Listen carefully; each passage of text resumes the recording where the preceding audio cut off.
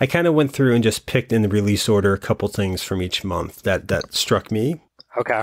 If nothing else, we get to say Crocodile Dundee 2 a couple times, and that's exciting too. Oh, did that come out that summer too? That was counter-programming to Willow, so yes. Oh, amazing. Amazing. I don't have any notes for that, but I have some memories. I don't think anybody it. does. I can't. I've been asking around for notes on Crocodile Dundee 2. Got none.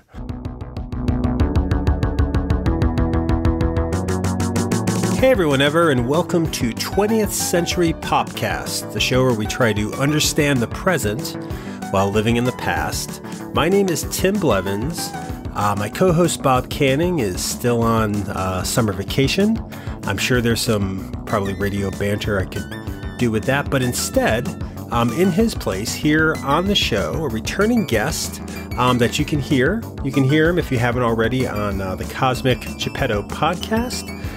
You produce, and I think you sometimes appear on the FlashGordon Minute, and on episode 60 of this very show, my co-host today. Do you want to introduce yourself here? Would that work out? Of course. Thanks for having me back, Tim. My name's Jarf, and I had a lot of fun last time, so I was really happy to come back and talk about the movies of the summer of 1988. Oh, thanks, man. That was actually a very good byline.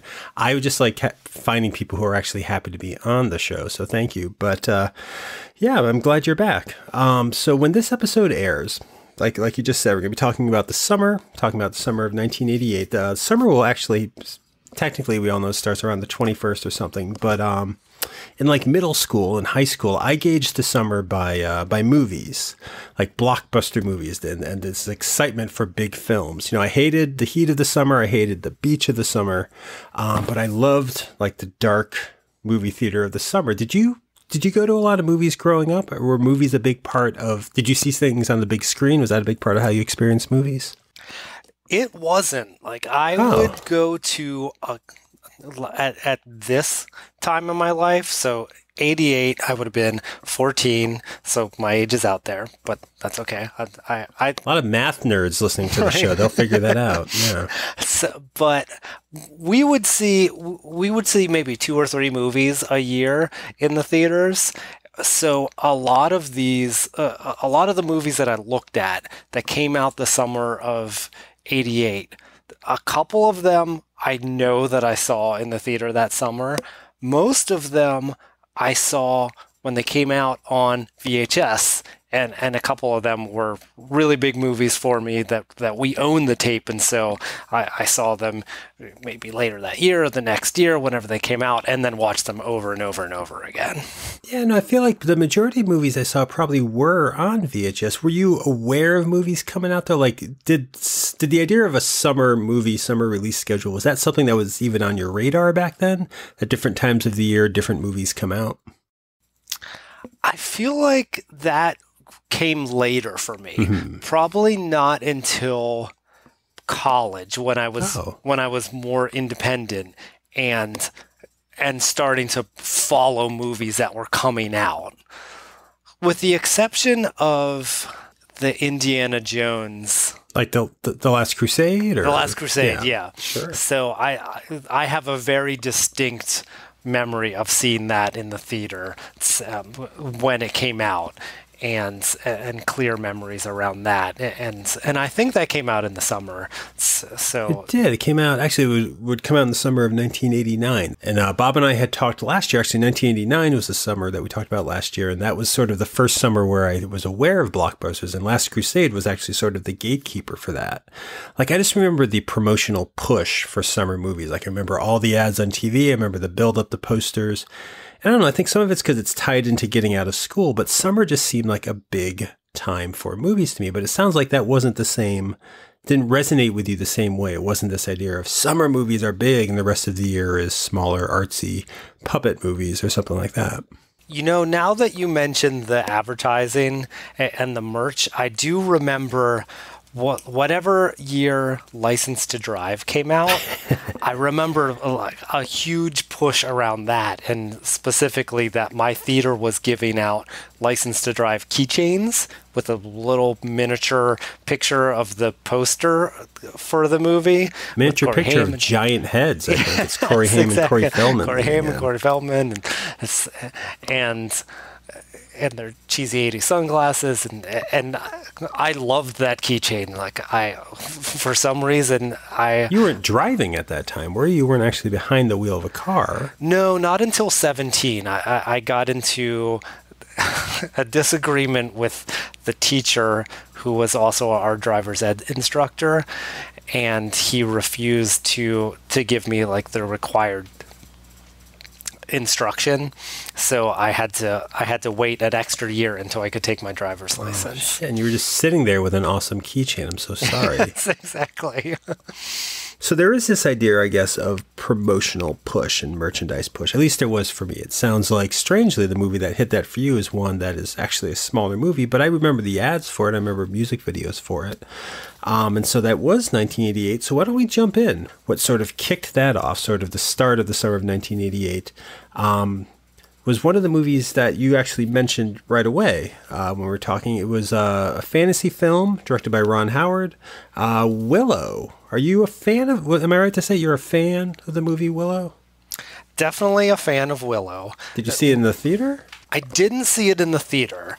I would have seen that on VHS, but that was one of those tapes that I wore out.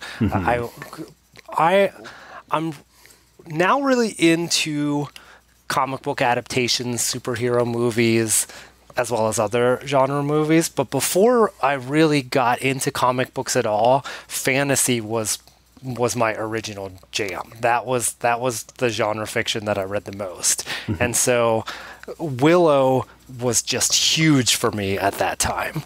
And let's dig in and talk about it a little bit. Sure, because I have to say, like, I remember it coming out because even at that age, being a huge Star Wars fan, I knew George Lucas's name. And George Lucas's name was attached to this movie as producer, executive producer. Warwick Davis, the actor who had portrayed Wicket, one of the Ewoks in Return of the Jedi, was the main star.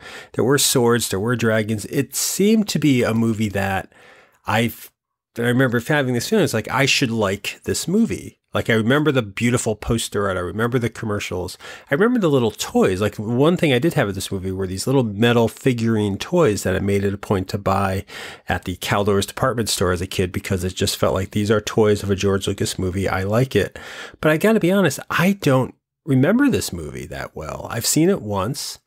I don't go back to it. I don't hear it talked about. But this, how did it strike you then? Because it sounds like it's important to you. Do you find there's a fandom for Willow? I'm not sure how big the fandom for Willow is.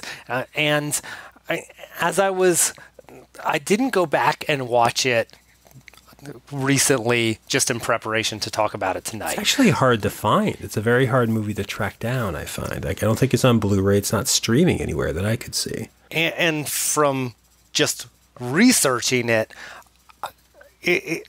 I know that the next time I watch it, there'll be things that I still love, and there'll be things that I say, oh, I didn't remember that. Ugh. Mm-hmm.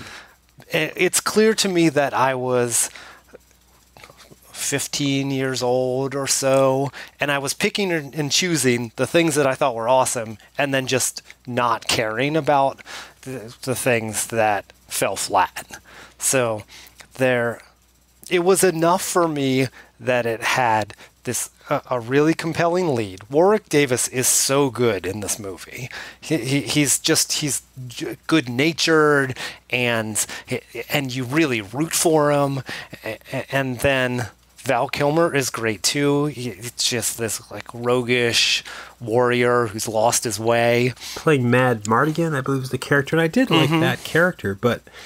And maybe we should talk about just Willow, and Willow representing the summer of 1988, because do you find that, are there other fans that you talk about Willow with? Is this a movie that has a shared fandom? Because I watched it by myself on VHS tape. I played with the toys by myself, and I just never, you're the first person I've spoken to this century probably who saw and is talking about Willow. How, did you find it had a fan base that you could talk to? Or was it more just a private viewing experience for you? Well, we touched on this when I was back on your show before, and we were talking about the nature of fandom and my own experience with it. And so a lot of this is dictated by the fact that I grew up in this very small town, and so my circle of friends was small because we lived out in the middle of nowhere. So basically, there was me, there was my kid brother Greg, and there was my best friend Jason Partner, and we all liked Willow, and that was basically all I knew. Like, you know, what are we going to do? It's raining, it's Sunday, we can't go to the pool, let's watch Willow again. And then, you know, if it stops raining enough, then we'll go run around in the woods, and we'll make up our own Willow characters. So, I mean... So it was a big saga for you then. I don't mean to be seeming so shocked by this. I'm not... Willow is probably a well-made movie. It seems to me that Willow should have been this blockbuster of a film, that it should have kicked off a franchise. I know that there's novel sequels to it, a series of books that follows it, but I just feel like George Lucas's name, fantasy, swords, all of this should have been things that scream summer movie spectacular, and yet I feel like this movie really came and went quickly. Like, to think about 1988, when I thought that's what we're going to talk about, I have a list of movies. The reason Willow's on this list is because it was the first one to come out at the start of the summer, and I'm just wondering, where is the fandom for Willow? Where is the fandom for fantasy movies in the 80s, I guess, too? Because were there other sword-based, dragon-based films that were kind of doing well in the 80s? Well, let me pick up the first part of your question, which is it a well-made movie? I'm not so sure that the answer is yes. Just as I was researching it again, there's a ton of comedy that just falls flat. If one calls Kevin Pollak comedy, yes. There's a ton of flat comedy. And I don't know if you remember, but there's this whole bit where Val Kilmer's character, Mad Mardigan, he's trying to evade some people that are chasing him. He disguises himself as a woman, and then there is a burly guy at the bar who thinks he really is a woman. And so they go for a lot of cheesy Benny Hill kind of comedy. Oh my God, it is Benny Hill. Which is just unnecessary. And so at 15, I just didn't care. It's like you kind of tune in and tune out, and you tune back in where it's like, oh, this is a cool character moment, or especially, oh, like this is an awesome action sequence.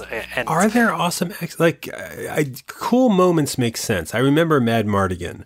I remember the look of General, is it Kyle with the big skull face and the black cape? Like, I remember the look of him. Yes, actually, I wanted to talk about the costume design. Sure. Because that's something that does hold up. Okay, so he should be an iconic looking character, because that's a striking. You want to describe him and talk about him a little bit, because I think that's a great looking character that has no backstory that I can remember. Absolutely. So shout out to the costume designer Barbara Lane. So she won a Saturn Award for the costume design on Willow. She would go on to win an Emmy for the miniseries War in Remembrance. She doesn't have a ton of credits outside of that, but this being a fantasy period piece, it's a demanding costume movie. Sure. And everything looks authentic, and then the more colorful characters, like General Kale, look fantastic. Like that, he was a big part of what captured my imagination in this movie. He is a way better Skeletor than any version of Skeletor, live action or animated. Well, so he should be, except and this was, I remember in the movie, the first thing that kind of shook me was, here's this cool character design, and in an early scene where you see him, he flips it up and it's just a mask, and there's a man under that mask. There's a bearded human guy, isn't it, if I'm remembering right? Yeah, you are remembering it right. But that's what I like about it. Oh, so really? I looked for the purpose of comparison, the way that they handled Skeletor in the Masters of the Universe flop of a movie. And some people give credit to the monster special effects, and it's hard to achieve that look, but what they achieved just looks really cheesy. So they went for this gaunt skeleton-like monster face. But I think it's much cooler to just conceive of Skeletor as like, he wears a scary skull kind of fright mask. Really? Oh, because this is maybe why Willow, the issue I have is like that it's something fantastic is a creature made of bone, a terrifying creature, a skeleton. I mean, that's a scary image. Skeletor, not so much because he's more sarcastic and he's got purple toes that I don't know, there's something about him that's very cartoony. He's also jacked like that. If you look at a toy of Skeletor or Skeletor from the cartoon, he keeps in very good shape with the rest of his fleshy body. I don't understand. So apparently he has a human body with flesh and bone, but only just his head is a skull. So that doesn't really make any sense. But I don't know if it, and again, I guess it's what is the target audience. I don't know if it has to make sense. Is it General Kale? Kyle, how is it pronounced in the Willow movie? I don't know. I was thinking Kale. And I agree with you that it doesn't have to make sense when it's a cartoon, because that is part of the beauty of cartoons. You can do more abstraction. So I think that the design of Skeletor, well, I mean, to be honest, the reason they designed Skeletor that way in the cartoon is because that's the way the toy was designed. Sure. It's a terrifying toy. That's a cool, I don't know if you're a fan of Master Universe, that's a nice looking figure. The color scheme is cool. The purple blue is terrifying. And just, I remember all the old comic books, like he was a creepy looking villain, at least in drawings. Animation, it changes a little bit, but like there is something diabolical about that skull because it's featureless and yet a terrifying face at the same time. Totally creepy. I totally agree. It's a great design. This is revealing about me, but can I tell you the thing that I was obsessed about the Masters of the Universe line of toys? Please do, and I hope it's Orko, but if not, I understand. Because I love magic and I hate feet. That should be your tagline right there. I love magic and I hate feet. And he hates feet. No, so one of the kids that I knew had a pretty extensive collection of Master of the Universe toys. So I was able to do a lot of comparison and contrasts. And I was really interested in all of the times that the toy designers repurposed a design from one character and used it for another character. Oh, sure. Yeah, there's a lot of that in that line, actually. Skeletor has actually, please say what you're going to say, because I have an interesting thing to throw in there that got me to Skeletor as well. But what were you going to say? It's something that clearly you've noticed as well. Like Moss Man and Beast Man, they're the exact same mold, just different colors. And I always like to kind of sort out the toys and see where it's like a mild OCD thing, see where those matches are and think about, oh, that was smart of them. And so they kind of got to reuse that design.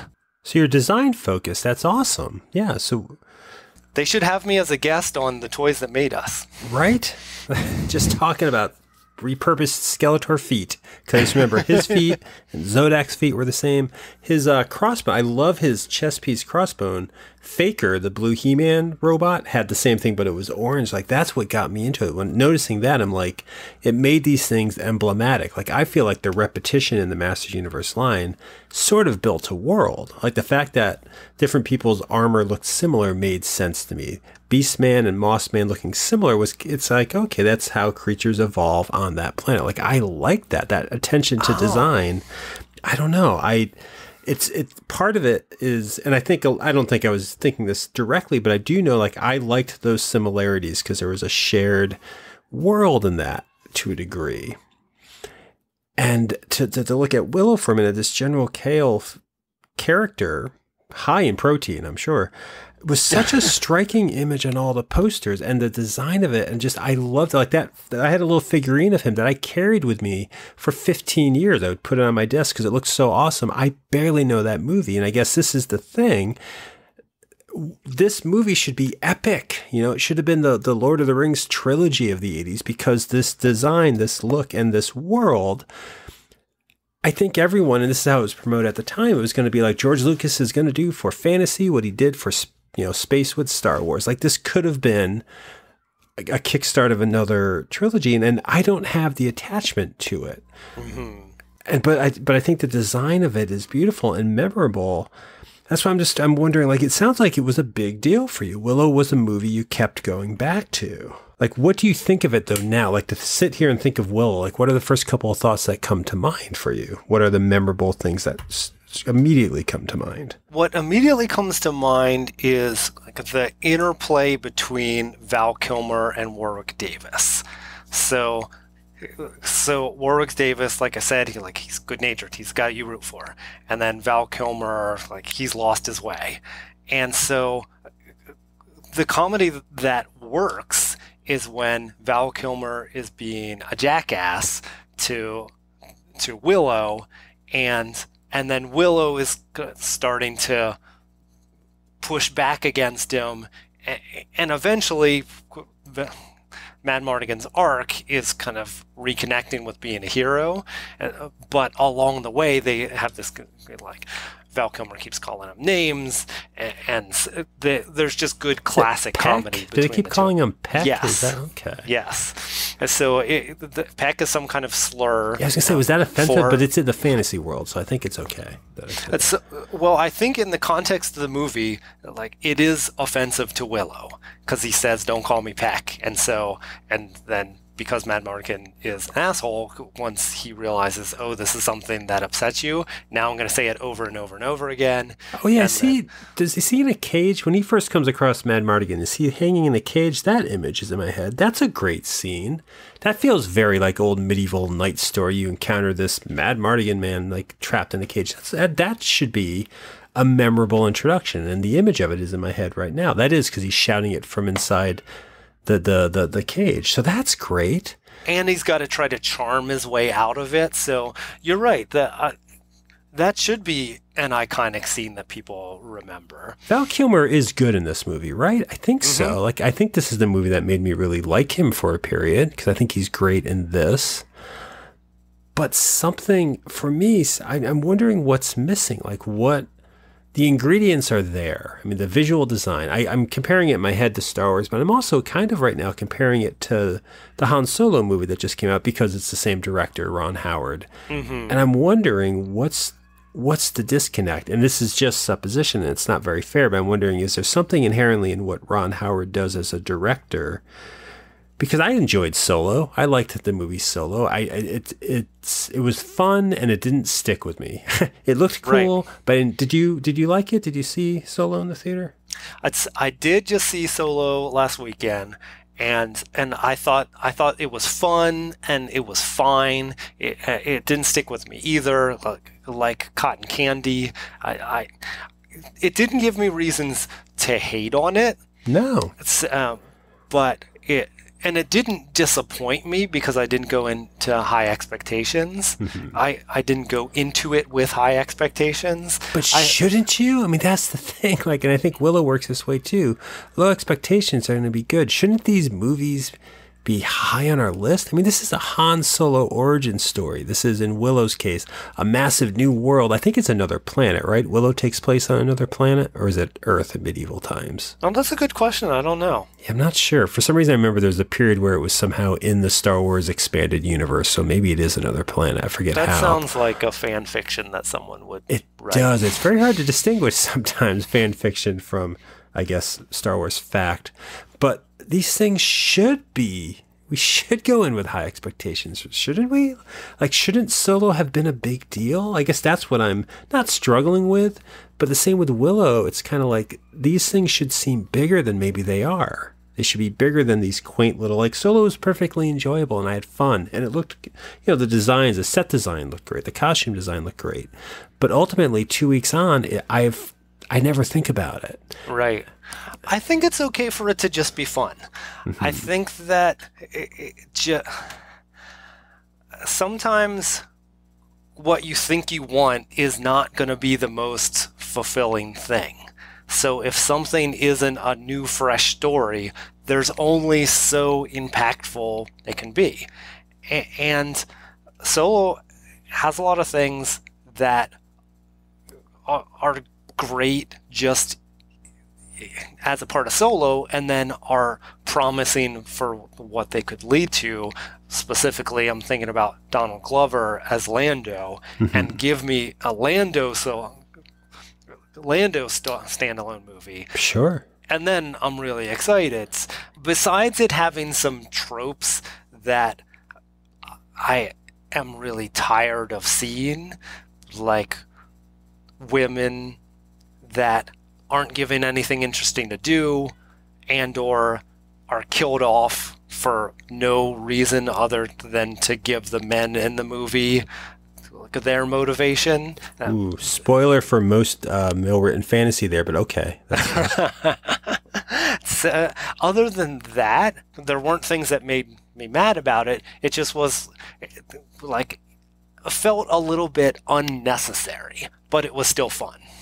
And I guess fun, you're right, fun is good in a movie. And honestly, it's almost better, I think, like you were talking about how, you know, it would be cool to have a Lando movie. At the same time, I'd like to get back in the mindset maybe where I could think also that, well, Solo is a one-time film. That should be fine too, because it was fun. I was happy to sit in that theater. I was happy I spent the money. And I feel like Willow, maybe that is what Willow was. I don't have that experience with it. And it's odd to me. I don't know. I think because of the pedigree of George Lucas's name, because of some of that beautiful design, because of the poster, I have such vivid memories of the Willow poster. This beautiful, I don't know if it's Drew Struzan. I'm not sure who painted it, but it's this beautiful, classic looking one sheet movie poster. All these elements portray a movie that was going to be more epic than I got out of it. But at the same time, I feel like it should have just been fun. But it's just weird to me. I have no memory of this movie that I had toys for. No memory of this movie that I could talk, at that age, I could talk about. I knew who George Lucas was. I knew who Ron Howard was. I could actually talk about and had a sense. Willow might have been the first movie where I had a sense of, oh, the person who made this makes important movies. Like knowing that name by that point. Watching all this behind the scenes stuff. I remember Nickelodeon had a half-hour making of Willow special that I watched, and all that seemed fascinating to me. And yet the movie itself, I wonder if I'm just incapable of letting a fantasy movie, a George Lucas movie, just be simple fun. And inherently, is that a problem for enjoying something? Like you had no qualms with Solo just being fun, right? Or because you went in with low expectations, which I don't understand for a Star Wars movie. How do you have low expectations? Well, I think it's because I saw it pretty late in its run. And so I was trying to avoid spoilers, but I was already kind of catching some of the non-spoiler responses. So I had taken a temperature of it. Okay, and I had an idea of what it was going to be and what it wasn't going to be. And then I thought of a question for you. So do you think that you would appreciate Willow more if George Lucas's name wasn't attached to it? Like, does that kind of set it up too high on a pedestal for you to be able to say, like, hey, it was a wild fantasy movie from the late 80s? And yeah, I don't think it would have been on my radar if his name wasn't on it. Maybe with the toys, but it's like, I didn't grow up seeing Dragon Slayer, which is another fantasy movie I keep thinking of from the 80s. I'm sure there are other ones that I can't even think to mention them. I mean, I played Dungeons and Dragons, so I love that game, but I don't think I was actually the biggest fan of the genre. I didn't seek it out. I mean, I get He-Man toys, and the He-Man cartoon came closest, but fantasy didn't grasp me. So yeah, it's odd to me at that age, even if George Lucas's name wasn't attached to it, this movie would have gone right past me. I think you're right. And I had never, that's a good question, because it's odd though. It's odd that that age, I was focused on this. I mean, I must have been looking for Star Wars, because otherwise, I mean, I didn't run out to see Tucker, A Man in His Dreams, which came out this summer, and George Lucas produced that. But I think you're right. And that's weird. That's unfair to the movie to a degree. But it's also just, that's a weird mindset for a 12-year-old, I think. Because, like, you came to it, did you have any tempered expectations when you finally saw it? Did you have any expectations when you finally saw it as a kid? Well, to be honest, I think that I saw this before I saw Star Wars. So Really? this wasn't at all influenced by Star Wars fandom. Wait, how old were you when you saw this? So I was probably 15, because I probably saw it like the year after it came out. I apologize, because you have probably gotten this question before. How did you go 15 years, 8 of them in the 80s, without having seen Star Wars? And this isn't a judgment. It must sound that way. This is an honest question, because I feel like Star Wars was so saturated into what I thought being a child was. How had you not seen Star Wars at that point? It's a good question. So Star Wars came out in the mid 70s, right? Yes, 77. So I was too young to see it when it came out in theaters. And then there was a while there where there wasn't great access to movies on VHS. So growing up, we never had cable. And since we lived in such a remote area, it was a long time till there was any place where you could rent movies. But did you have like the comics or the books on tape? None of that was igniting that for you. It was just the movie itself, I guess. I think I probably saw them out of order. I think I saw Return of the Jedi first. And once I dipped my toe into it, then there were a lot of other things, some that Jason had that we shared. He had the soundtrack on vinyl, and I think that we had some books on tape as well. Yeah, because that's how I kind of revisited. And actually, I remember the Willow book on tape, to be honest. I do remember that. Oh, I should try to find that. Yeah.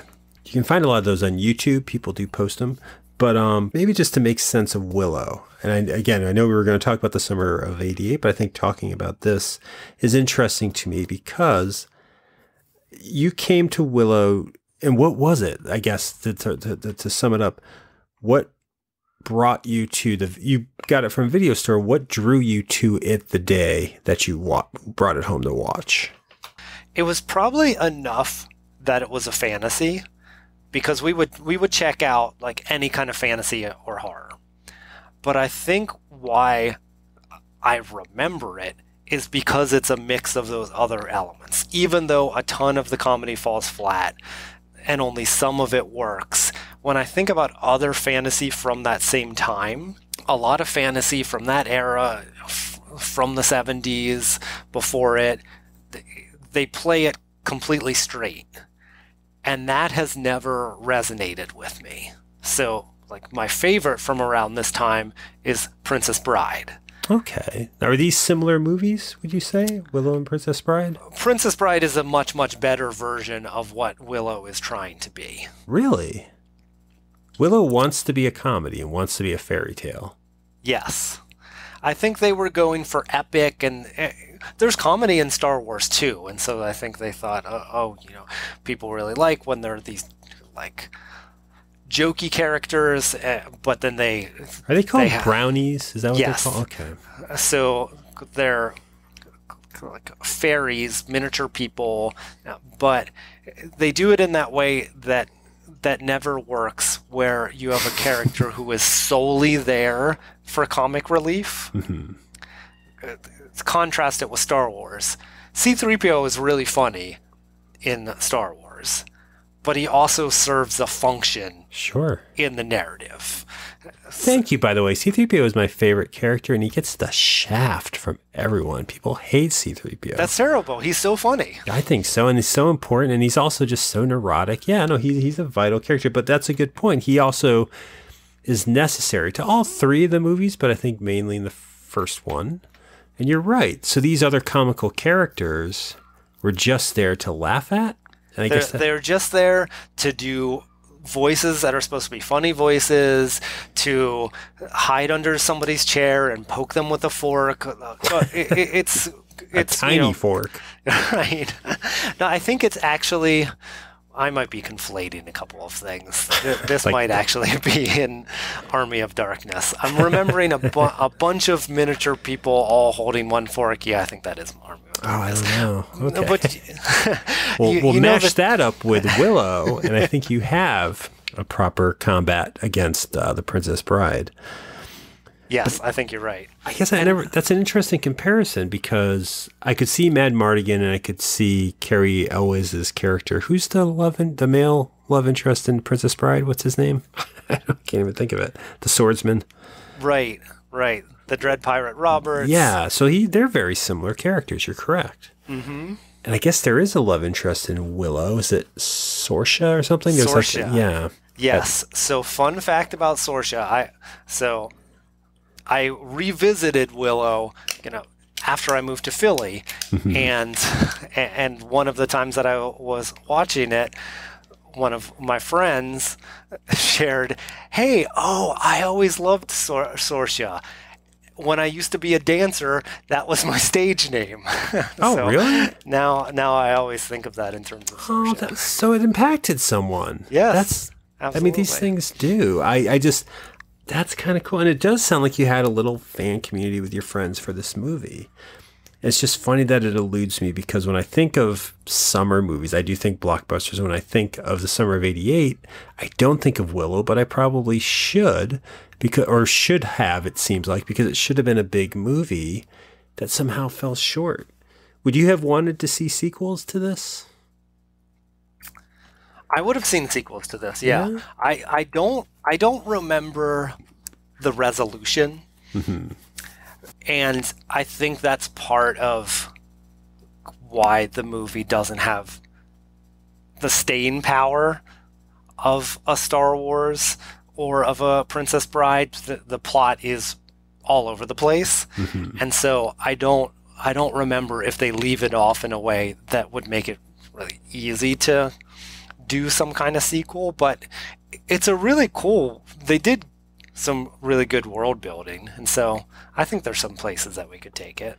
Would you want to see a remake of it? Do you think this is something they could take and do something with differently now? That fantasy has had the big budget treatments of like the Lord of the Rings and things like that, a little respected again in Hollywood. Do you think they could do something with this again, or would that be a pointless? I think it would be pretty pointless because Willow is a moment in time.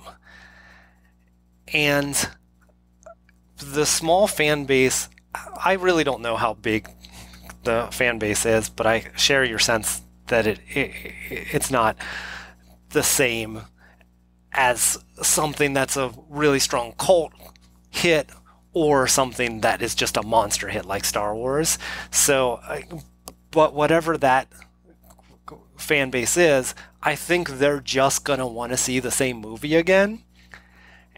But then if you make the same movie again, then it's got the same problems again, and so it doesn't... It's cylindrical. It doesn't seem like something that's going to be a crowd pleaser. Yeah. So it's just kind of tough. Would you say that it's a two-headed Ebersisk eating its own tail? That's the only thing that was another thing I knew as a child what that creature in the movie was called, and that it was a parody of Siskel and Ebert. God, I knew all about the making of this movie. I should have been a huge fan, but I wasn't. Well, you should watch it again. See how you feel about it. Maybe I will. But thank you, man. Thanks for kind of turning the conversation to that, because I wanted to do a Willow episode. I just didn't know how. So this worked out. So thank you, man. I appreciate that. Yeah, absolutely. It was fun. Yeah. And so at the beginning of the episode, I mentioned that you do a couple shows. Anything you want to particularly plug or mention right here at this part of the end of our program? Yeah, thank you so much. So folks can follow me on Instagram at Jarf Harden. And like Tim mentioned, there are 2 podcasts that I'm involved with. I co-created the Cosmic Gepetto podcast with Brad, who was a previous guest. And we bring creators and fans on to discuss movies, especially the Marvel Cinematic Universe, comics, wrestling, genre literature, and music.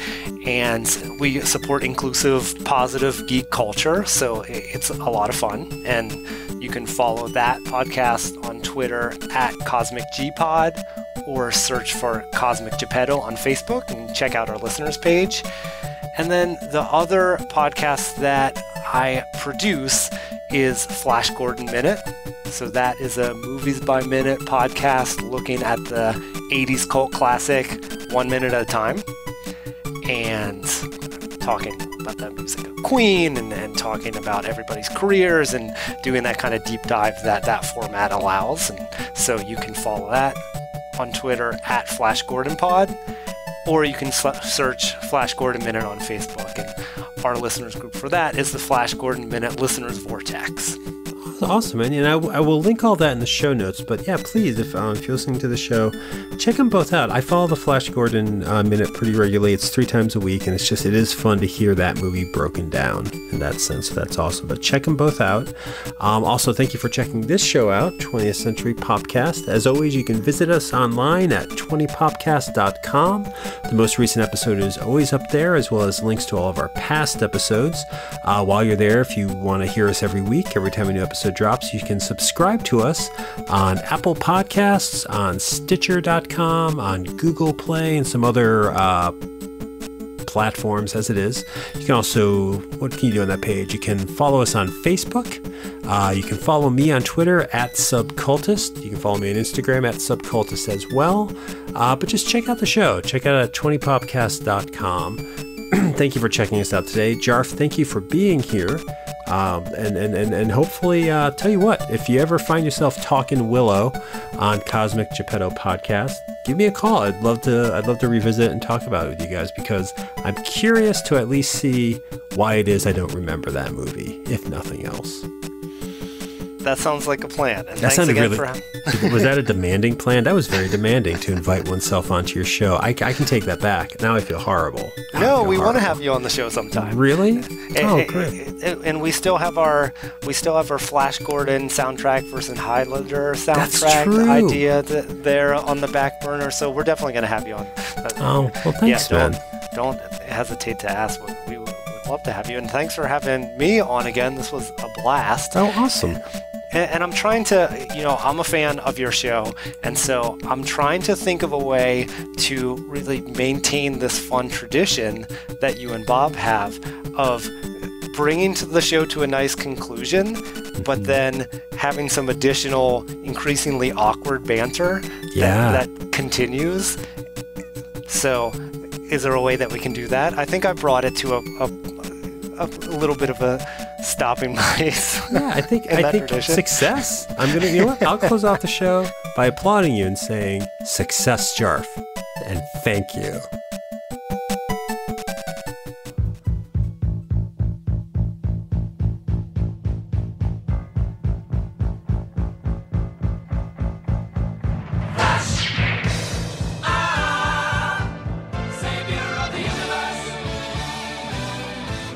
Presenting FlashGordon Minute, the only podcast to celebrate and critique the 1980s cult classic FlashGordon, 1 minute at a time. Spectacular adventures await you here on FlashGordon Minute. FlashGordon Minute blasts off 3 times a week from Growler Media. Find it on iTunes, Blog Talk Radio, Stitcher, and in the show notes for the episode you just listened to.